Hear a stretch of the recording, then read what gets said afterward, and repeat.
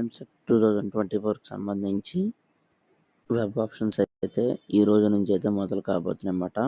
So ఈ రోజు రేపు అయితే వెబ్ ఆప్షన్స్ అయితే ఇచ్చుకోవచ్చు. కన్వీనియర్ కోటా కింద ఎన్ని సీట్స్ మిగిలినాయి, ఎన్ని సీట్స్ నూతనంగా యాడ్ చేశారు అనేది వీడియో క్లారిటీగా ఎక్స్ప్లెయిన్ చేస్తాను. దానికంటే ముందుగా మన ఛానల్ ఫస్ట్ ఎవరైతే చూస్తున్నారో సబ్స్క్రైబ్ చేసుకోండి. పక్కన గంట సింబల్ గట్టిగా నొక్కండి. మన ఛానల్లో పెట్టి ప్రతి వీడియో మీకు నోటిఫికేషన్ కింద రావడం అయితే జరుగుతుంది. ఈ వీడియో కనుక నచ్చినట్లయితే లైక్ చేయండి, షేర్ చేయండి, కామెంట్ చేయండి. ఫ్రెండ్స్, వీడియోకి అయితే వచ్చేద్దాం. కొత్త బీటెక్ సీట్లు 10,034 అని చెప్పి అయితే ఇచ్చారన్నమాట. సో ఇందులో కన్వీనియర్ కోటా కింద 7,024 సీట్లు అయితే ప్రణీకరించడం అయితే జరిగిందన్నమాట. ఇక్కడ మనం చూసుకున్నట్లయితే మొదటి విడతల్లో కన్వీనియర్ కోటా సీట్లు 78,694 సీట్లు అయితే ఉన్నాయన్నమాట. వాటిలో కేటాయించిన సీట్లు మాత్రం 75,200 సీట్లు అయితే కేటాయించారు. కానీ సెల్ఫ్ రిపోర్టింగ్ ఫీజు అయితే కట్టి సెల్ఫ్ రిపోర్టింగ్ చేసిన వాళ్ళు ఎవరైతే ఉన్నారో వాళ్ళు కేవలం 55,941 మాత్రమే.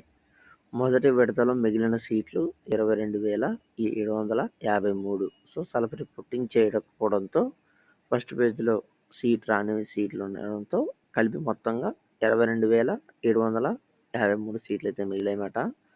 రెండో విడతల్లో చూసుకున్నట్లయితే కనుక 7,024 సీట్లు అయితే మాత్రం యాడ్ చేయడం అయితే జరిగింది.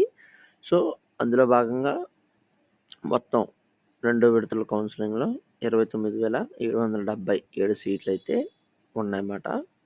ఇక్కడ మనం చూసుకున్నట్లయితే కనుక కన్వీనియర్ బి కేటగిరీ మొత్తం కలుపుకొని రాష్ట్రంలోని 176 ప్రభుత్వ ప్రైవేట్ కళాశాలల మొత్తం బీటెక్ సీట్ల సంఖ్య 111,480కి అయితే చేరడం అయితే ఉందన్నమాట. అందులో కన్వీనియర్ కోటా కింద 85,718 అయితే సీట్లు ఉన్నాయి. గత ఏడాది కంటే మొత్తం సీట్లు 110,669. గత ఏడాది చూసుకున్నట్లయితే కనుక 110,069 సీట్లు అయితే అన్నమాట. కానీ ఈ ఏడాది మొత్తం 111,480 సీట్లు అయితే ఉన్నాయని చెప్పడం అయితే జరుగుతుంది. దీన్ని బట్టి 1,411 సీట్లు అయితే పెరగడం అయితే జరిగిందన్నమాట.